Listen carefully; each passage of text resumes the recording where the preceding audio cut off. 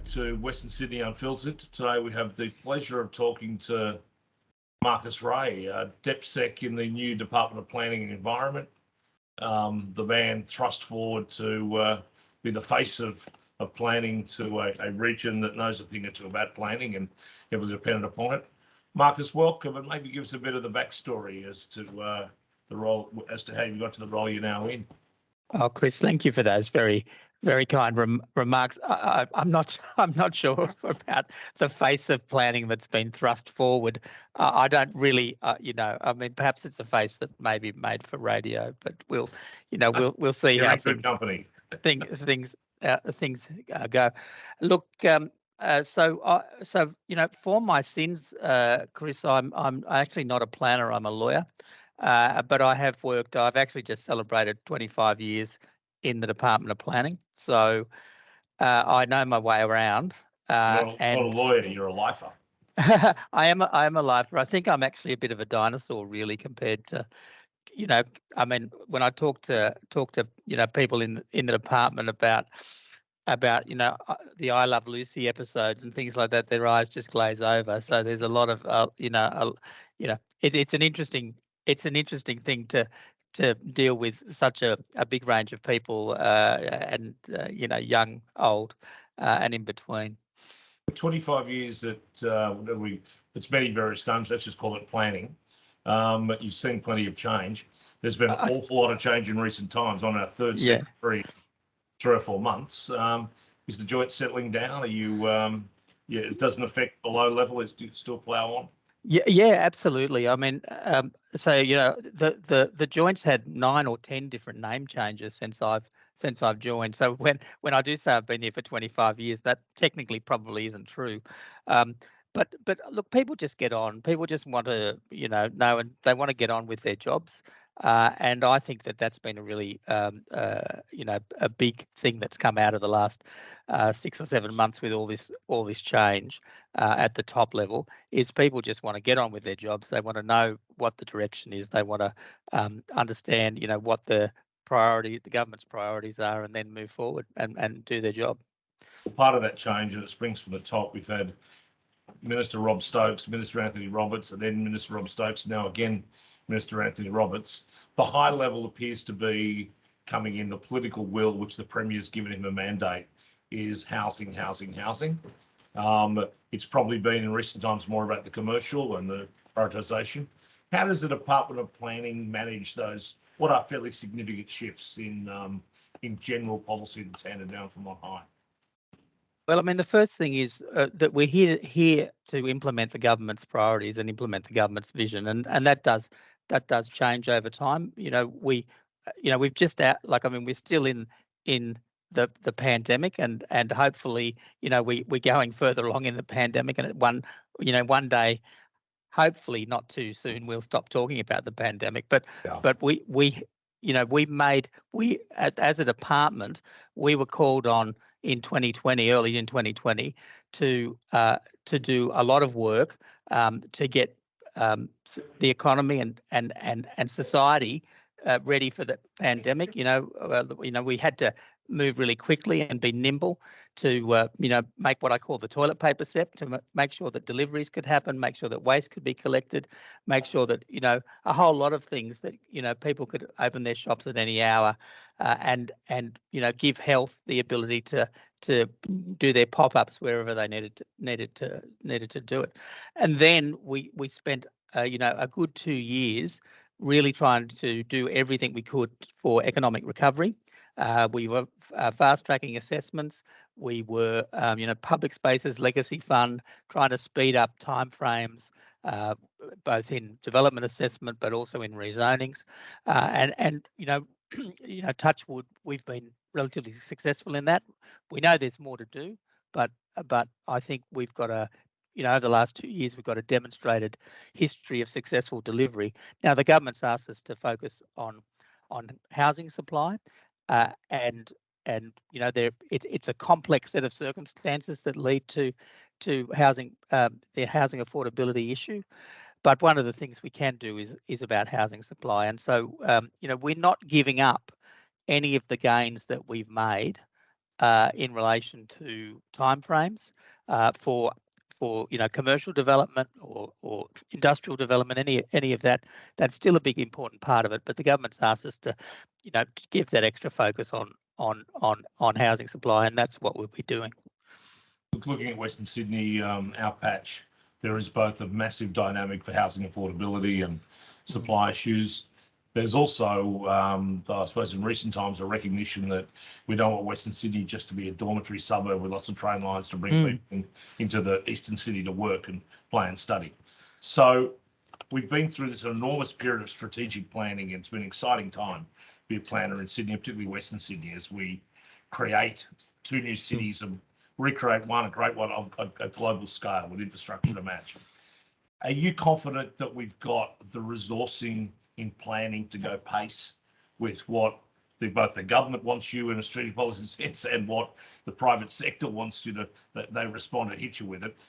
We're all struggling for staff. How do you keep up with that rapid assessment? Really, that is a really fundamental question. It's been an issue.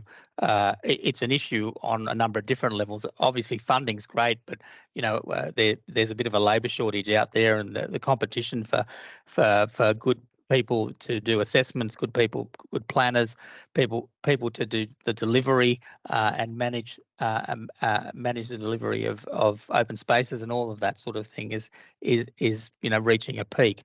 And obviously we need to be able to attract good people or contract that out. I mean, obviously I'd prefer to have build the capability within the department.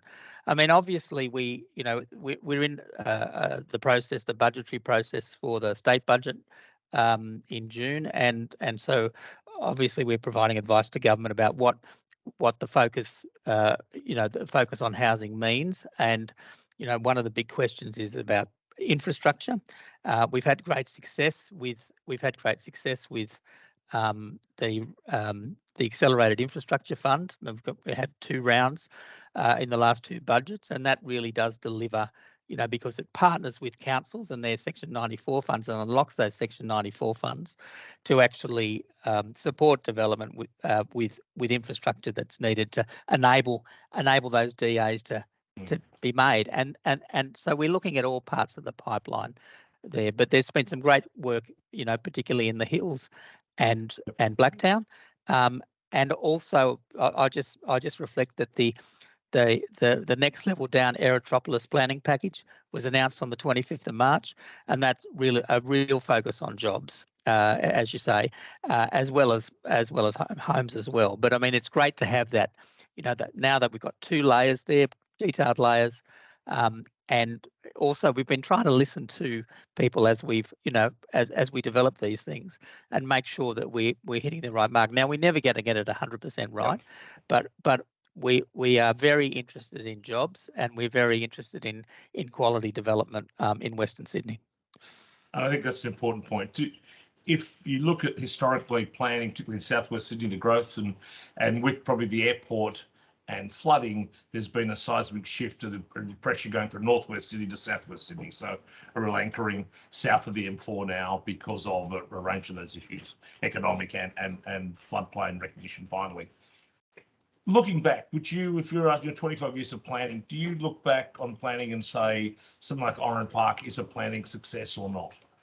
And the concept of infrastructure, jobs, amenity, the remote broadacre land release we've done across Western Sydney, is that considered a proud moment in planning, a black spot, somewhere in between? I don't mean that. I mean projects of that nature. I mean just pick on Oran Park, but there's satellite suburbs all across Western Sydney. Well, I mean, there's been some great successes like Rouse Hill as well. Yep, absolutely. And I think we know that infrastructure is part of the infrastructure delivery is part of that equation that you can take a really good place and make it great, or give it the potential to be great. And so, but it's a hard thing because governments can't fund everything. And so choices have to be made. But we're really keen to focus on those sort of things that will actually make a really good place, that mightn't take so much additional money. Look, the Public Spaces Legacy Fund has been, I think has been a terrific process.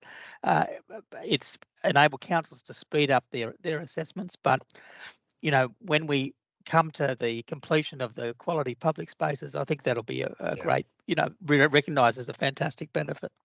So, Marcus, taking what you said about the need to prioritise infrastructure, transport, jobs, amenity, and things we're all keen on, do you think there should be a priority toward the high-rise living over transport nodes, existing job centres and resource centres, or more land release in places like Wilton or the far northwest? Where do you try and balance that as a planner?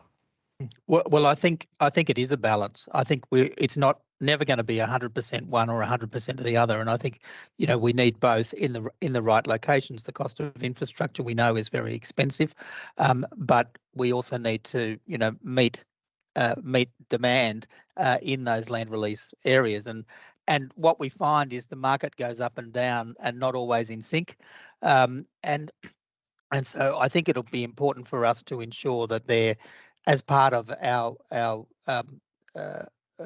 new priority about housing supply, is to ensure there's appropriate places that people can develop, both around transport nodes and also in land release. And we want those places to be really good places to live. We want them to be livable communities, and so much of the work that we'll be continuing to do this year will be on that focus. You mentioned for successes like Rouse Hill and even more densified areas. What does something like an Olympic Park mean to you? Are you excited by the chance to have Australia's first high-rise suburb exclusively, the Jetsons sort of place with great amenity and facility below and metro to the front door and everybody living vertically? Well, it does provide a wonderful opportunity, particularly with Metro West going in, and I think it's great to have the opportunities to do different things, and so that I think housing diversity is a really important measure, that right from the classic detached house in the suburbs through dual occupancy, other medium density, the missing middle, right up to apartment living, and there's a place for all of that. The important thing though is we get the creation of the place right, and that there are there's lots of trees, there's good public open space for the people that are living in that area. We see there's different models all around the world, and they're and we try and learn from all of that. We try and learn from our own history as well, and we're really keen to have as high quality living in the suburbs as high quality living around transport. That's really important. I mean, and I don't want to wedge you on this, but controversially, the residential development sector have launched a fairly open campaign to try and oppose former Minister Stokes's set design program, with basically an amenity planning package. They would claim it at a great cost, which affected housing affordability, and you guys have got to navigate between the two somewhere. But with that, Western Sydney, I suppose, is changing nature, doesn't want just any job anymore, just any homes. There is a high level of aspiration for great place, and it's a wonderful thing. Do you think you're going to be able to balance what is financially two very different competing needs? There is a cost to that amenity. Is the development sector or ultimately the buyer prepared to pay for the type of community they say they want? Well, I think it's important that we're always, government's always talking to stakeholders and always talking to a broad range of stakeholders. It's important for us to take a balanced approach on these things, and that's always where is the balance? Where is the appropriate fulcrum for the balance? Yes, there are questions of cost. There's certainly questions of cost, but there are also some, very important things that we're continuing with. We're continuing with the new enhanced standards for basics for residential development, for energy, and that that's like a fantastic thing. Obviously, we've been out there and consulted on that. We've got people playing in a digital sandbox to test out designs and all of that sort of thing. We want to make it the best we can make it.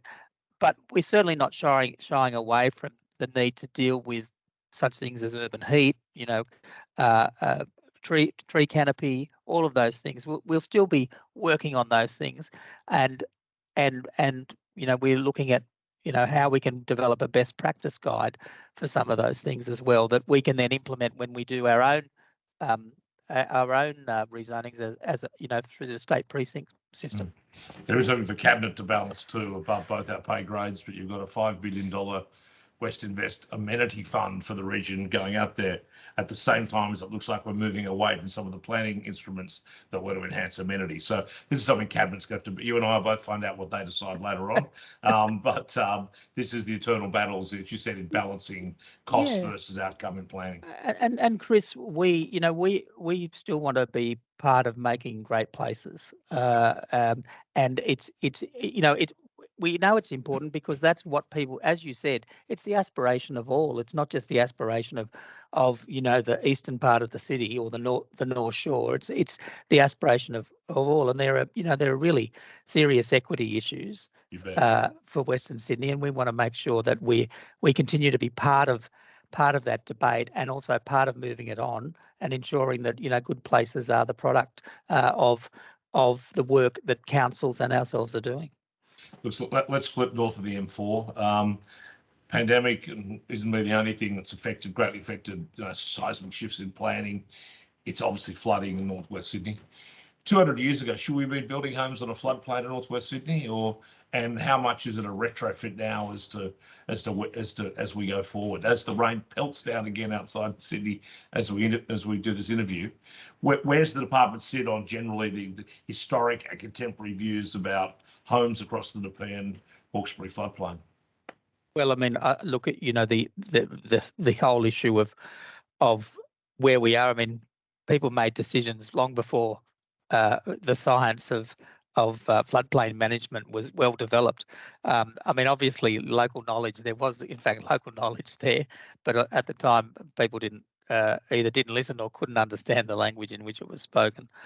But we have to deal with the situation, the historical situation, the legacy situation that we have, and clearly there's been a lot of work over many years, and there remains a lot of work that's front and centre in the planning system for councils and proponents and the industry to understand about some of the key issues about where we can have future development, and so there was additional package of measures in 2021 looking at that. I think it's really important now we've got the Mick Fuller, Mary O'Kane inquiry into the flooding, which is looking not only at Hawkesbury Nepean, but also the North Coast. And Mary and Mick are going to report to the government by the 30th of June on, planning and flooding, and have we got the settings right? Should we be doing more in this area or doing something else? One of your planning colleagues seconded in there, Michael Wright, off to help that. So we've seconded a number of people off into the inquiry to get it up and running. It's already up and running. Michael Wright, Jane Gibbs, people with expertise in the area. And it'll be important for us to see what Mary and Mick have to say. Now, it's great that they're going to report on that part early, and then they can deal with the SES and the recovery efforts later on. But obviously, we're doing a lot of work in that area. But there is a very big, there's a very large sort of baseload of data and methodology and work that is trying to ensure that people, certainly can get out of if they're built in the floodplain, they can get out if there's a flood. And this is one of the difficulties, isn't it, about how often these floods may happen. I mean, someone's told me that the flood in Lismore may be 1 in 3,000, the big flood in Lismore, but which is obviously that's a very big flood. But we need 56 years in New South Wales from land. I've seen a lot of Lismore floods. Yes, as a kid. It seems to be huge. They call it the lock, which people built. To the point about getting out, while we're supportive of Warragamba Dam, and that's going through its environmental processes, state and federal, we're even more supportive though of things like water recycling and planning and development evacuation routes bridges and roads, etc. Things like the Castlereagh Connection Freeway that have been a dotted line in the old Gregories for 50 plus years. You mentioned that balance of infrastructure. We've currently got the state looking at updating the state infrastructure plan, the metro plan, the future transport strategy, and also the Western Parkland City economic blueprint. That sense of combination, does it work better now? I mean, historically with GSC and planning probably didn't get on in the early parts of that, and that's been fixed. Are you seeing better integration now so that we're not tripping over each other? Oh, look, absolutely. I mean, no one's going to thank any of us if we're not working together. So that's something that is really important to me personally, and really want to work very closely with the Commission. Now the Greater Sydney's Commission, I think their bill may have even been assented to. Yep. The Greater Cities Commission, and I think we'll continue to work closely, and because we've got our respective roles. And it's important that we are delivering for government in those roles, and I think that's where where the rubber hits the road really is. We're there to deliver for government, and that's what we'll be doing, and we'll be doing it together. Well, as a wrap up, in Western Sydney, there's the two agencies probably most relevant to an entire community, transport and planning, because we're in that stage of development the entire city's going through. Mate, good luck and Godspeed as you try and balance. We're often conflicting, usually competing interests. The good news is that I think post the end of the last government, when planning was the level of confidence the community was at all-time low. I think the rebuild of that's important. I think you've got through the torturous process of the Erythropolis planning review and precinct plan, which is great. Still beset with external factors to affect the northwest, and that, as will be determined after the inquiries and the dam and other issues are finished. And then there's the great challenge of the sometimes forgotten central city, the Central River City, and how what's often more difficult rebuilding. I'll leave you with that. We've done a lot of discussion about the Western Parkland City today. How do you work in communities where that planning legacy is terrible, where we've had pretty average local government, we've had some pretty average planning decisions around the big cities of that middle ring, the post-war development, from Ryde to Canterbury to Strathfield, to just some pretty ugly developments. How do you convince a community that density can be done well, and that it's easy to rebuild a greenfield city, a brownfield city, and not just spend time playing in the greenfield city? Well, I think the best thing you can do is you can show the examples where it's a success. Okay, now for high density living, their Landcom did some great work in the late 90s setting up Victoria Park in Green Square. Yep. And that it came to fruition over 15 years, but the outcome there has been it wasn't an overnight success, but eventually they got there. See, but places like that, it does take time. I mean, it's not going to happen overnight because the market can't handle it overnight. But so people have got to think about what are the things I've got, the bedrock of the place to make it a great place. And they've got to think about that, at year one, so that in 20 years' time it actually works. So there are a number of, that's just one, but there are a number of really good examples. And what I would say to people is it can be done well, and it can be done well at different levels. It can be, a 4-story option, or it can be a 2-story or 3-story option. Some people love the inner west. And the terrace house model, and that we can recreate that as well, and get some really great outcomes for people living in newly designed sort of terrace house style things, townhouse style things. So again, I just think we have to point to the good examples, acknowledge that perhaps things didn't go as well as they could have in the past. But we can only do, we can only move forward. You have to be an optimist to be in this job, Like you couldn't do it if you were a pessimist. You have to be an optimist. Marcus, you're part of the new no-nonsense planning regime. The latest wave of reform has been let's get underway and get built.